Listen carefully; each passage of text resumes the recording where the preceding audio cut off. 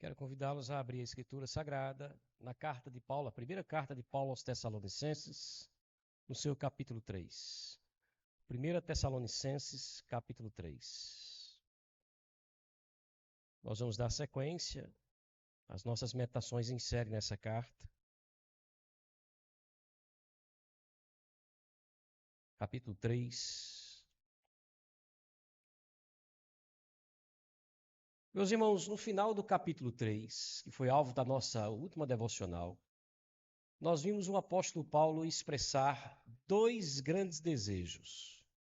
O primeiro desejo do apóstolo Paulo expresso nesse texto era o desejo de voltar à cidade de Tessalônica, mais precisamente, voltar à igreja dos Tessalonicenses. Ele queria ter essa oportunidade de retornar àquela igreja da qual ele passou tão pouco tempo, poucos meses, para ser mais preciso.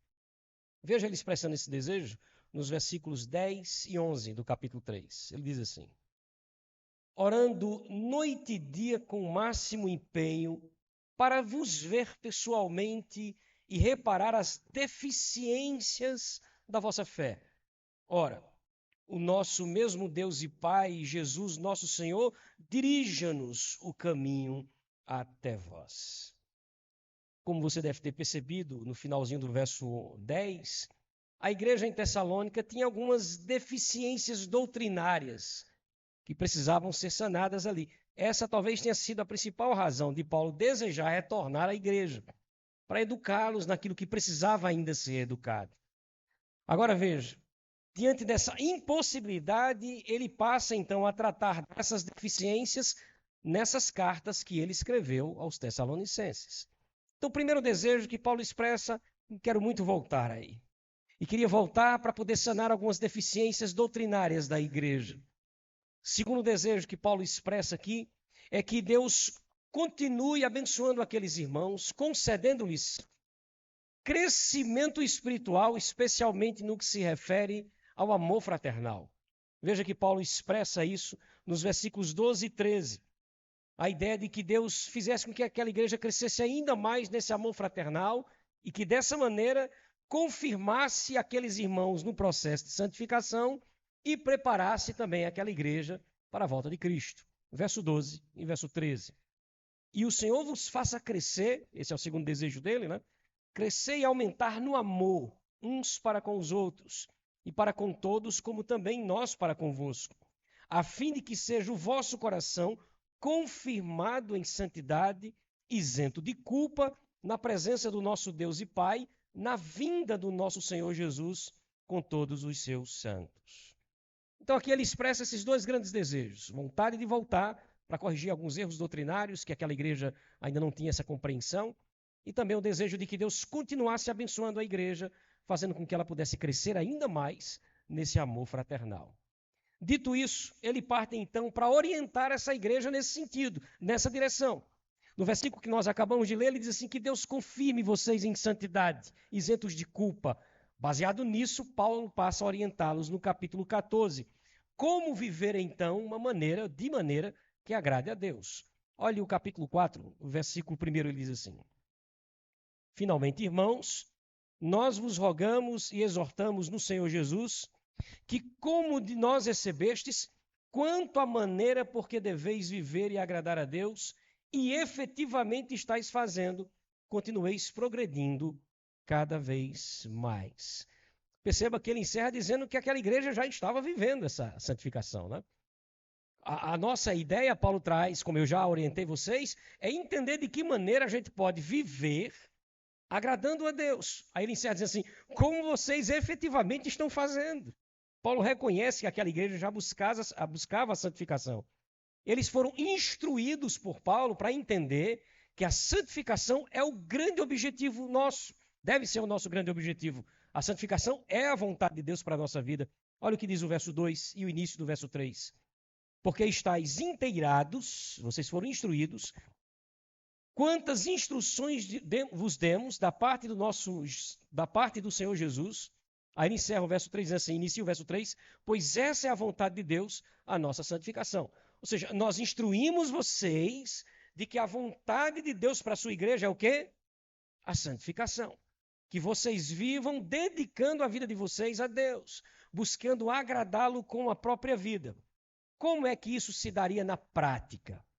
Paulo, então, passa a nos orientar, a orientar os Tessalonicenses em duas direções, em duas áreas. Dois temas são citados aqui por Paulo. O primeiro tema, onde ele trata dessa questão da santificação, é a pureza sexual, que foi o alvo da nossa reflexão no último domingo, na nossa última devocional. E a orientação quanto a esse assunto, pureza sexual, é um só. Fuja dos pecados sexuais, que são aqui sintetizados pela palavra prostituição, no final do verso 3. Olha o finalzinho do verso 3. Que vos abstenhais da prostituição. Lembrando mais uma vez, Paulo está tentando orientar a igreja sobre como viver de uma forma que agrade a Deus. Aí ele diz, porque a vontade de Deus, como vocês foram instruídos, é a nossa santificação. Deus quer olhar para a igreja e perceber na nossa vida pessoal que nós estamos lutando para separar a nossa vida para agradá-lo. Aí ele entra no primeiro tema. Por exemplo, quanto às questões sexuais, quanto à pureza sexual. E a orientação é, fuja dos pecados sexuais, dos quais ele chama aqui de prostituição. Agora, como isso é possível? Como é possível para nós, homens e mulheres pecadores, conseguir fugir dos pecados sexuais? Exercendo o domínio próprio. Verso 4. Que cada um de vós saiba possuir o próprio corpo em santificação e honra. Ele está falando exatamente isso. Olha, a maneira da gente conseguir fugir desses pecados sexuais é conseguindo viver o domínio próprio, conseguindo dominar as próprias paixões. Por que isso? Porque a ausência desse domínio próprio no que se refere à sexualidade é uma das principais características dos homens sem Deus. Eu vou repetir isso, que isso é tão interessante. A ausência do domínio próprio quanto à sexualidade é uma das principais características dos homens que não conhecem a Deus. Verso 5. Não com desejo de lascívia, como os gentios que não conhecem a Deus. Percebeu? Então, a primeira coisa, busquem a pureza sexual. E de que maneira isso pode ser feito? Por meio do domínio próprio. Porque uma das características daqueles que não conhecem a Deus é que na questão da sexualidade, eles não conseguem se dominar. Essa é uma característica deles.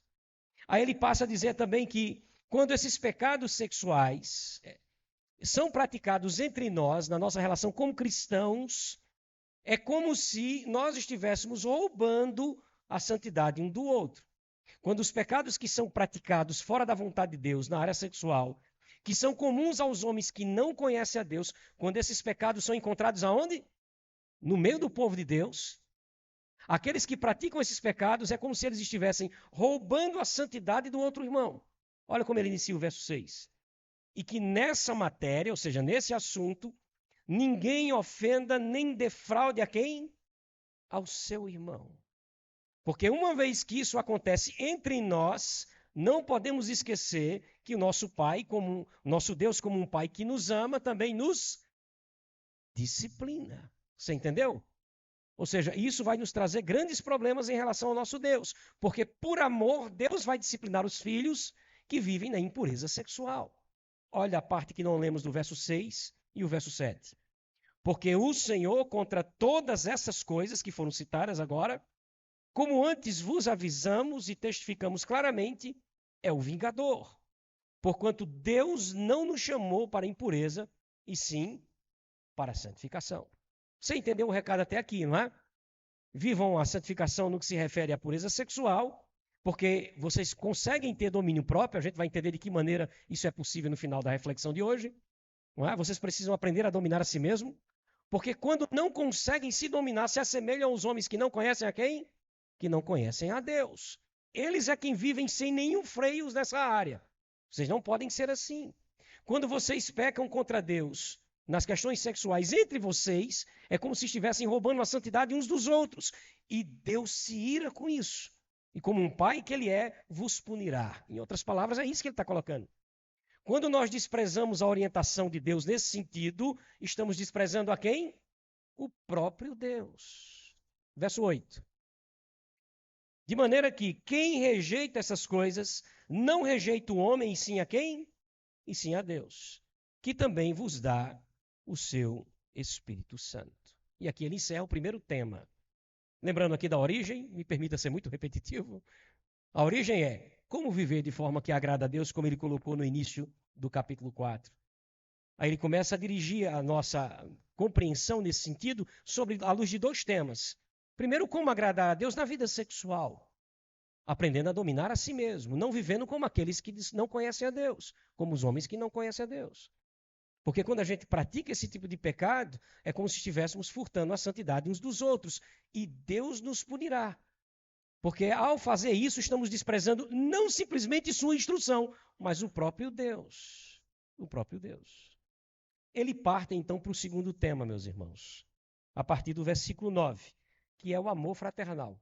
Por isso o nosso tema essa noite aí no seu boletim, uma vida que agrada a Deus, o amor fraternal é o tema dessa que será a nossa 9ª devocional na primeira carta de Paulo aos Tessalonicenses. Nós vamos fazer como de praxe a leitura do texto em questão e na sequência faremos mais uma oração. Vamos ler?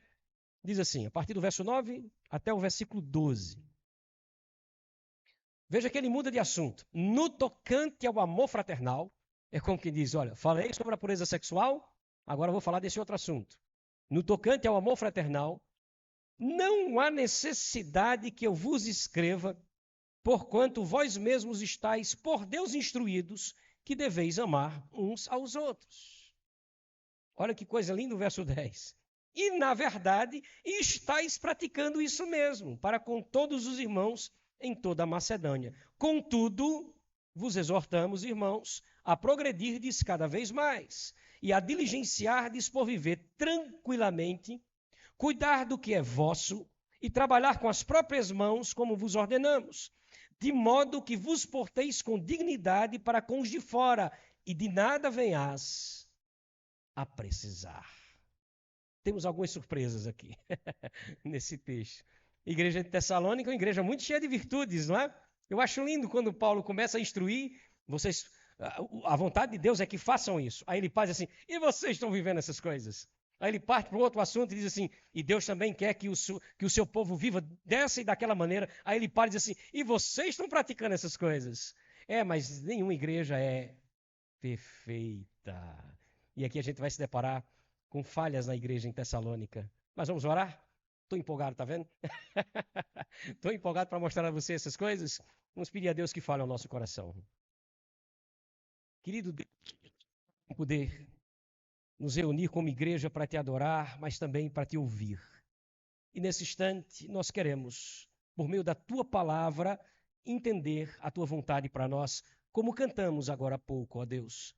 Fala ao nosso coração, nos instrui, nos ensina sobre como devemos viver a nossa vida de forma que agrade o Senhor.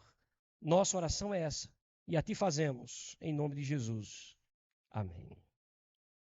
Muito bem, meus irmãos, você deve ter percebido que o apóstolo Paulo inicia dizendo que não precisava se alongar muito quanto a esse assunto, o amor fraternal, por duas razões. A primeira razão é que aquela igreja já era suficientemente instruída quanto a isso. Vocês já sabem disso. Era uma igreja sabida em relação a esse assunto. E a segunda razão, e essa muito bonita, é que eles já estavam praticando esse amor fraternal. Antes da gente dar sequência, primeiro eu preciso lembrar aos irmãos que esse amor fraternal que Deus exigia deles e exige de nós, não é, escute isso, um mero sentimento. Não é um mero sentimento. Não é um sentimento de querer bem em relação ao outro. Esse amor fraternal que é exigido na Escritura Sagrada no que se refere aos nossos relacionamentos é uma postura, é uma decisão, é uma ação nossa em relação ao outro. É desejar, querer e buscar o bem do outro, independente de quem ele seja, simplesmente por saber que essa é a vontade de Deus. Mas eu não sinto nenhum apreço, mas eu não tenho muita simpatia. O amor fraternal não tem nada a ver com isso. Não é um mero sentimento, é uma decisão nossa, por causa de Deus, na direção do outro. Deu para entender isso aqui? Tendo entendido isso, olha o que ele diz no verso 9, a respeito da igreja. No que se refere a esse assunto, o amor fraternal, não há necessidade de que eu vos escreva, porquanto vós mesmos estáis, por Deus instruídos, de que deveis amar uns aos outros. mesmo com a curta estadia de Paulo em Tessalônica, deu tempo suficiente de Paulo instruir a igreja sobre, olha que palavra, o dever da gente amar uns aos outros com esse tipo de amor.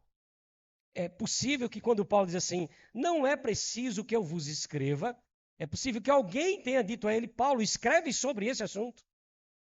É bom que você escreva sobre o amor fraternal.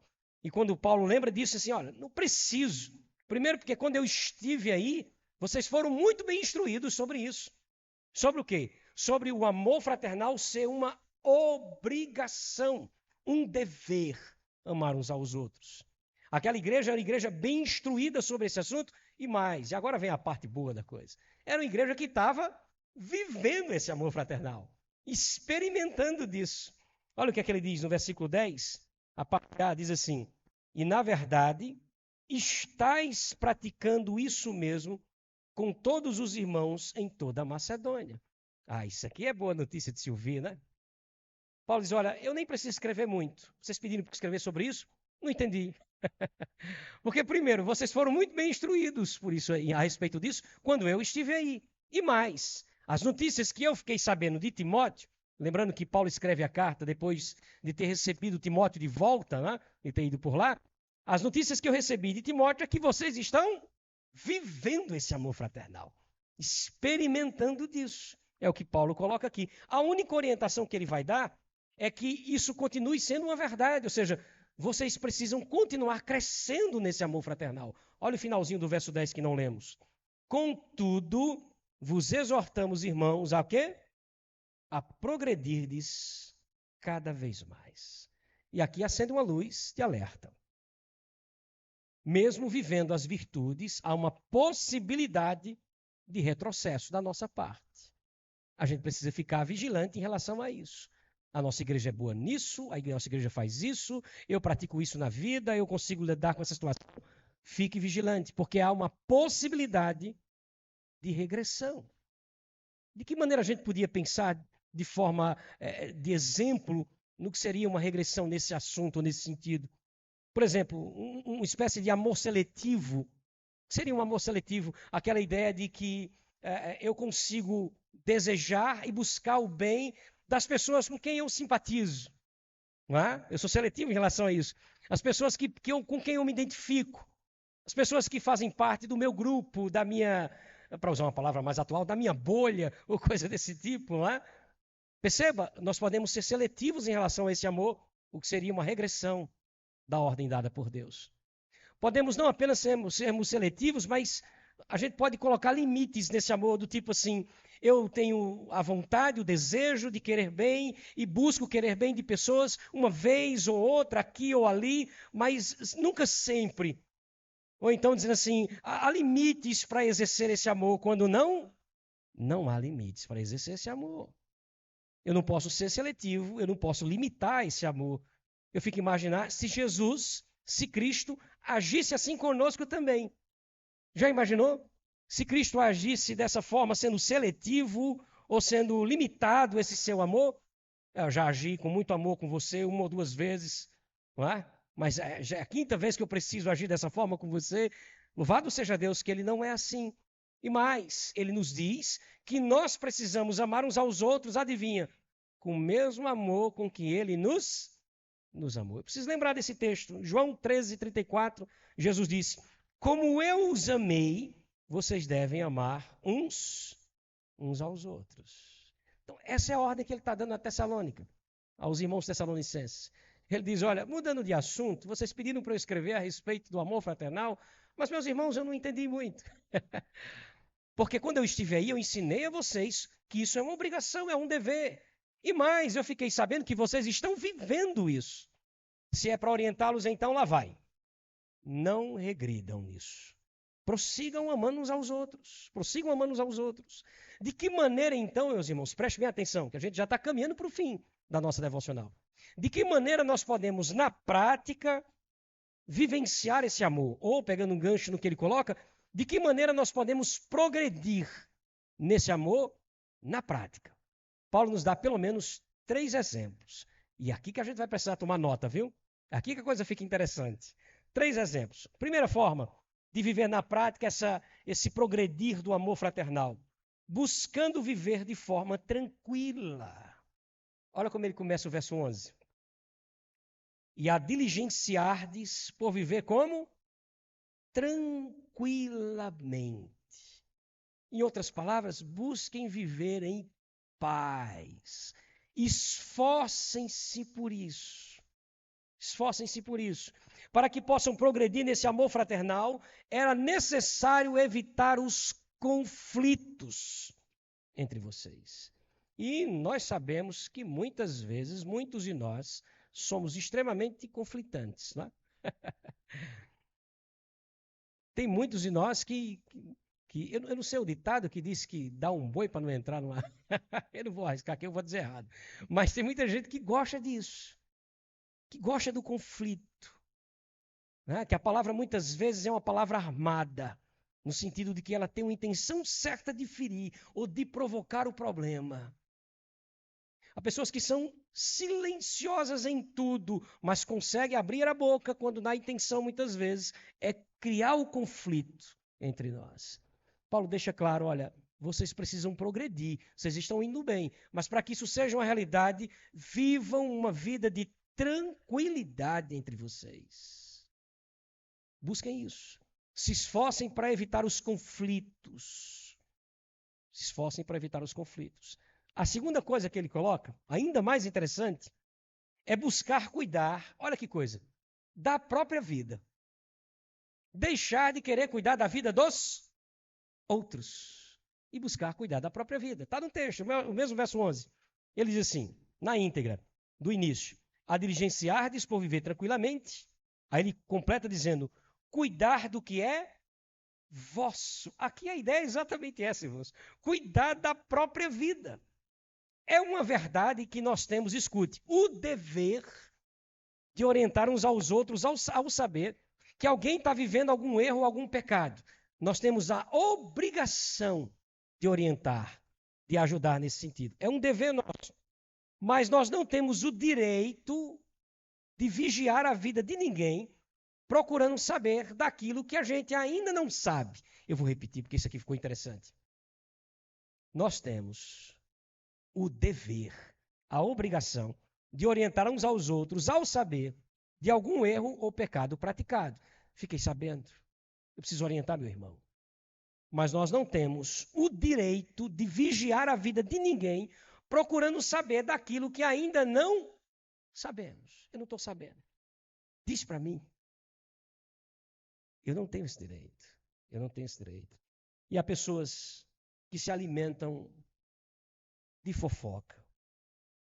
Ou querem saber tudo sobre todos, ou querem falar tudo sobre todos. E aqui é onde está o problema. Não há como vivenciar o amor fraternal vivenciando esse tipo de prática que é contrária à vontade de Deus. E que você sabe, junto comigo, que são coisas mais comuns na igreja do que de fato deveriam ser. Aqui eu abro um parênteses para falar com um pastor que às vezes nós nos deparamos com determinados pecados praticados que são tão escandalosos, né? Que são tão tristes de se ouvir. Mas há pecados como esse, o pecado do mexerico, da fofoca, da maledicência, que muitas vezes nós encaramos como sendo comuns, normais e até engraçados. Até a gente se deparar com textos como esse. Textos como esse. Onde ele diz da impossibilidade de viver o amor fraternal, ou seja, de agradar a Deus com a vida, se a nossa prática é uma prática de se meter na vida uns dos outros nesse sentido. Se queremos progredir nesse amor fraternal, é necessário cuidar da própria vida. No bom português, cuide de sua vida. Cuide de sua vida. Se você sabe do problema, do pecado, ajude, oriente, busque ajudar. Se eu não sei, não procure saber. Não procure saber. Cuide de sua vida. Não sou eu que estou dizendo isso. Quem está dizendo isso é Paulo escrevendo aos Tessalonicenses. Ensinando aquela igreja como viver o amor fraternal, para que eles não regredissem naquilo que já haviam conquistado, né, na prática desse amor. Mas há uma terceira orientação de Paulo aí. E essa terceira é o que nos chama a atenção para o fato de que a igreja em Tessalônica não era perfeita. A terceira coisa que Paulo coloca, não se aproveitar da generosidade alheia. Olha o verso 11 mais uma vez, está tudo no verso 11. A diligenciardes por viver tranquilamente, foi a primeira coisa que ele colocou, né? Busque viver em paz com todos. A cuidar do que é vosso, cuide de sua vida, em outras palavras. E aí ele completa dizendo, e a trabalhar com as próprias mãos, como vos ordenamos. Como assim, Paulo? O que é que Paulo quer dizer com isso? A igreja em Tessalônica, essa igreja tão virtuosa, a igreja em Tessalônica, era uma igreja onde existiam pessoas, olha que coisa, preguiçosas e não queriam trabalhar. E a igreja dos Tessalonicenses era uma igreja muito generosa, o que piorava a situação. Porque quem não quer trabalhar, encontrando uma igreja generosa, encontrou uma mãe. E explorava os irmãos. Paulo vai tratar desse assunto lá na segunda carta. Então, por favor, marque a primeira onde você está e venha comigo para a segunda Tessalonicenses. A segunda carta que ele escreve à mesma igreja vai falar mais claramente sobre isso. Sobre esses irmãos. Olha que coisa, os Tessalonicenses, né? Até aqui tudo tão perfeito. Mas é uma igreja que tem falhas como toda igreja. E haviam irmãos assim. Perceba, capítulo 3 de 2 Tessalonicenses. Veja como Paulo é bastante direto em relação a isso no versículo 10. Ele diz, porque quando ainda convosco vos ordenamos isso. Isso que? Se alguém não quer trabalhar, também não coma. Eita, que dureza, hein? Se alguém não quer trabalhar, tem alguém na igreja que não quer? Tem, Paulo. Timóteo chegou lá com essa conversa. Timóteo, tem um problema aqui. Tem irmãos na igreja que não querem trabalhar, que são preguiçosos, que se escoram no fato de que a igreja é uma igreja generosa. Eu percebi isso, diz Timóteo. Mas Timóteo disse, a gente orientou sobre isso. Quando estivemos lá, a gente disse claramente, quem não quiser trabalhar, que também não coma. Que também não coma. Perceba, não se trata aqui de um irmão desempregado, que está buscando encontrar emprego. Obviamente não é disso que ele está falando. E que precisa ser auxiliado pela igreja. Trata-se de alguém que não quer trabalhar. E que vive naquilo que Paulo vai chamar no texto de desordem. Olha o que é que ele diz no versículo 11. Pois de fato estamos informados de que entre vós há pessoas que andam desordenadamente, não trabalhando, antes se intrometem na vida alheia. Percebe? A gente ficou sabendo, tem gente na igreja que não quer trabalhar e que vive essa espécie de exploração dos irmãos. Estão vivendo de uma forma fora de ordem, fora daquilo que Deus espera deles. E a ordem do apóstolo Paulo, para finalizar o assunto, é muito clara no verso 12. A elas, porém, a essas pessoas, determinamos e exortamos no Senhor Jesus Cristo, que trabalhando tranquilamente comam do seu próprio pão. Que coisa, irmãos. Que coisa é isso? Irmãos na igreja que não queriam trabalhar e que estavam se escorando, para usar uma palavra bem nossa, né? Em outros irmãos, em irmãos mais generosos na igreja. Essa exploração demonstra a falta do amor fraternal. Falta do amor fraternal. Um irmão preguiçoso, que não busca trabalhar, um irmão descontrolado, que compra além do que pode, um irmão abusivo, que vive pedindo emprestado sem pagar, traz grande prejuízo à comunhão da igreja. Mas mais que isso, péssimo testemunho aos de fora. Volta para o texto para a gente encerrar. 1 Tessalonicenses, versículo 12 do capítulo 4, ele diz, de modo que vos porteis com dignidade para com os de fora e de nada venhas a precisar. Está aí a orientação dele. Para que possam progredir no amor fraternal, era necessário não se aproveitar da generosidade alheia. Amém? Que coisa, né? Isso é Paulo ensinando. Lembrando como ele começa, lá no verso 1, né? Precisam aprender a agradar a Deus com a vida. Como, Paulo? Em 2 áreas, Paulo cita. Primeiro, pureza sexual, a gente não vai dizer, porque a gente já tratou isso aqui no início. Segunda área, o amor fraternal. O amor fraternal. Eu não preciso falar muito, porque quando eu estive com vocês, Paulo diz, eu já os instruí sobre isso. E mais, fiquei sabendo que vocês estão vivendo o amor fraternal. Única orientação, não regridam. Progridam em relação a isso. Caminhem em direção a isso cada vez mais. Vivam esse amor fraternal. E aqui eu deixo 3 orientações, Paulo vai colocar. 3 orientações. Vamos lá? Vocês conseguem lembrar? A primeira? Busque viver em paz com todos. Evite o conflito. Evite o desacordo em relação aos irmãos. Segundo, não se meta na vida dos outros. Se você sabe de algum pecado, o ajude. Se você não sabe, não procure saber. Viva tranquilamente, em paz em relação a isso. Em terceiro, não se aproveite da generosidade dos irmãos. Não se aproveite. Trabalhe e coma do seu suor. É o que ele está colocando. Dicas e orientações do apóstolo Paulo, à igreja em Tessalônica, para que ela não regrida em que tema? O amor fraternal. Porque se não estiverem vivenciando isso, a vida é uma vida que não agrada a Deus, como ele iniciou aí o capítulo 14.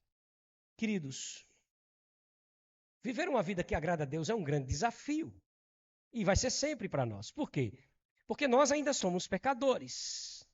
E como pecadores que somos, muitas vezes nós buscamos viver a vida de uma forma que nos agrade. Sem se interessar muito em saber de que maneira Deus se agrada disso ou não. Como pecadores, mesmo sendo regenerados, muitas vezes é assim que nós nos encontramos, buscando agradar a nós mesmos com as nossas decisões e atitudes. Então, quando a gente vê um tema como esse, viver um amor fraternal, em um mundo tão maldoso, tão egoísta como o mundo que nós vivemos, buscar viver em paz com todos não é um desafio fácil. Controlar a língua, controlar muitas vezes o temperamento em relação a determinadas coisas, para viver uma vida tranquila, tendo que muitas vezes calar o próprio orgulho, a jactância, isso não é uma coisa fácil para pecadores como nós. Não é uma coisa fácil. Não se meter na vida dos outros, não querer saber da situação de A, de B e de C, também não é uma coisa fácil para nós. Como pecadores que somos, nós gostamos disso. Nós apreciamos isso. Um dia desse eu estava na internet e eu vi os programas de televisão que não caem de audiência.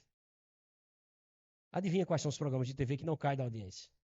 Os programas, e é assim que eles colocam, os programas de fofoca.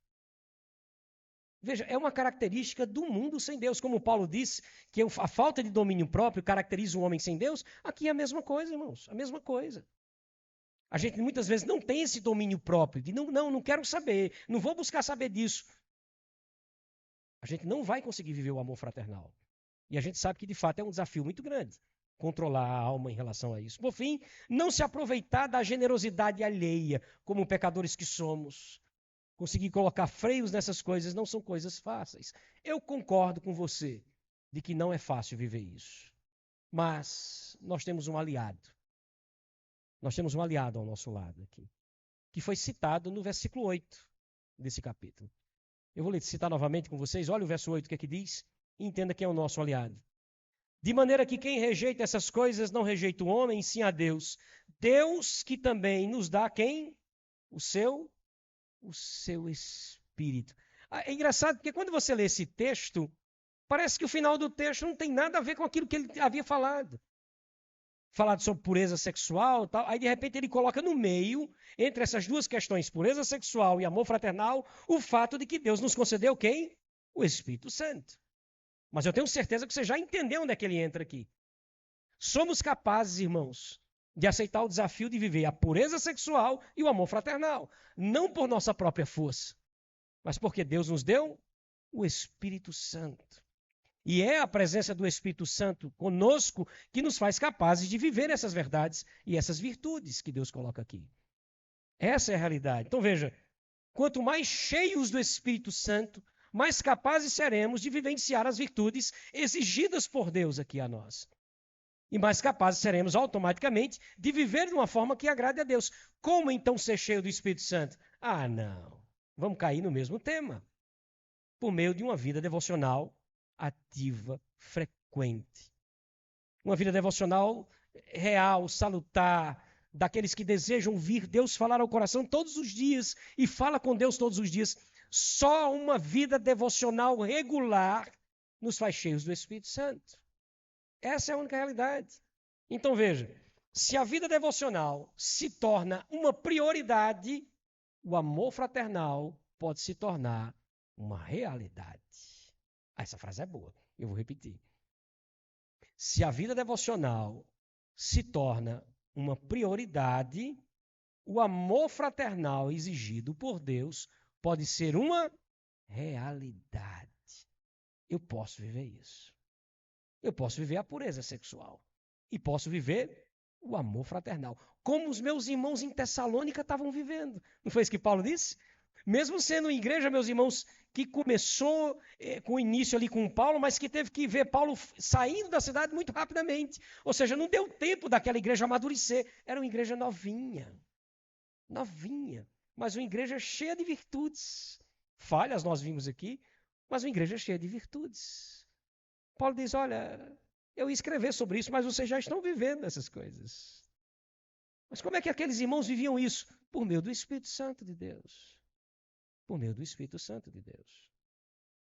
É tão verdade isso, que eu quero mostrar a vocês duas coisas. Primeiro, nós já estamos encerrando, mas ao mesmo tempo em que o apóstolo Paulo exige de nós que a gente progrida no amor, aí no versículo 10, no finalzinho, quando ele diz assim, contudo, vos exortamos, ele está exigindo isso aqui, colocando isso aqui para os irmãos tessalonicenses, vos exortamos, irmãos, a progredirdes cada vez mais. Ao mesmo tempo que ele diz à igreja que a igreja tem que se esforçar em busca disso, olha o que ele disse no versículo 12 do capítulo 3, e o Senhor vos faça crescer e aumentar no amor. Ele diz assim, olha, vocês precisam crescer e aumentar no amor. Mas antes ele havia dito o quê? Que o Senhor vos faça crescer e aumentar no amor. Jesus disse, sem mim nada podeis fazer. Mas com ele, meus irmãos, a gente pode experimentar dessas virtudes. Se você olhou para o texto da semana passada sobre pureza sexual e diz assim, poxa, isso aqui é tão difícil. Ou se você, junto comigo, olhou para esse texto aqui que fala do amor fraternal e diz, são coisas difíceis de vivenciar. Eu concordo com você. Essa é a fala de homens e mulheres pecadores. Mas, ao mesmo tempo, nós precisamos dizer, isso é possível de ser vivenciado por nós. Nós podemos vencer o pecado sexual, como podemos também viver um amor fraternal, por meio do Espírito Santo de Deus, o Espírito Santo de Deus que está conosco. E dessa maneira, vivendo isso, agradar a Deus com a própria vida. Portanto, eu queria pedir que você fechasse os seus olhos nesse instante, junto comigo, para que pudéssemos somar essas duas reflexões e sobre esses dois temas que Paulo nos traz. Falando sobre santidade, na pureza da vida sexual e na maneira como lidamos uns com os outros, no amor fraternal exigido por Deus. Você consegue encontrar falhas na sua vida nesses temas? Certamente, não é? Vamos nos colocar diante de Deus, reconhecendo que muitas vezes não vivenciamos essas coisas que Ele exige de nós, porque não estamos assim tão cheios do Seu Espírito Santo, porque Ele já nos concedeu o Espírito.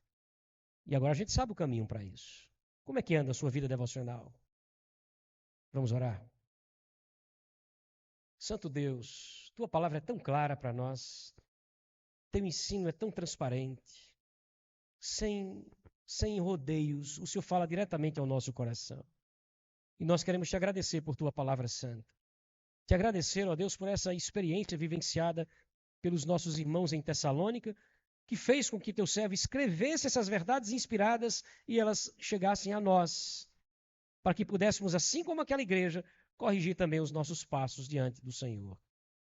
Nós Te agradecemos porque isso revela um cuidado todo especial e paternal da Tua parte conosco. É o Senhor nos ensinando sobre essas verdades e nos alertando que não viver essas virtudes é viver fora da tua vontade e esperar, como filhos que somos, sermos disciplinados pelo Senhor. É possível, ó Deus, é possível que já estejamos de alguma forma sendo disciplinados por Ti diante desses temas ou dessas ordens dadas pelo Senhor e quebramos isso. É possível, mas te pedimos em nome de Jesus que essa noite seja uma noite de misericórdia, que essa noite seja uma noite de perdão, que seja uma noite de arrependimento da nossa parte. O Senhor tem nos ensinado, nós temos entendido a Tua vontade. Mas, Deus, vivenciar isso só é possível por meio do Teu Espírito. Nós pedimos em nome de Jesus, dá-nos força, Pai, para vivenciar tanto a pureza sexual quanto o amor fraternal exigido pelo Senhor. Pois a nossa maior vontade nesse mundo, ó Deus, é e deve ser a nossa santificação, porque é dessa forma que agradamos o Senhor e glorificamos o Teu nome diante dos de fora, diante dos homens que não conhecem a Ti. Portanto, Pai, primeiro te agradecemos por Tua palavra. Em segundo, te pedimos perdão por não vivenciarmos o que o Senhor exige de nós muitas vezes. E em terceiro lugar, suplicamos a Tua ajuda para vivenciarmos essas verdades. Nos leva para mais perto da Tua palavra, Senhor. Nos leva para mais perto de Ti por meio da oração. Nos faz ter aspirações pela vida, a vida devocional. Faz com que esse ano que vai entrar, ó Deus, esse final de ano e o próximo ano, que a nossa vida possa ser de fato transformada nesse sentido. Nos aproximemos do Senhor entendendo que não há outra maneira de experimentar uma vida espiritual mais ativa, que de fato te agrade, se não for por meio dos meios que o Senhor nos deixou. Leitura da palavra, oração, comunhão com a tua igreja. Nós pedimos em nome de Jesus, nos ajuda, pois queremos te agradar com a nossa vida. Faz-nos parecidos com os nossos irmãos tessalonicenses. Em nome de Jesus. Amém.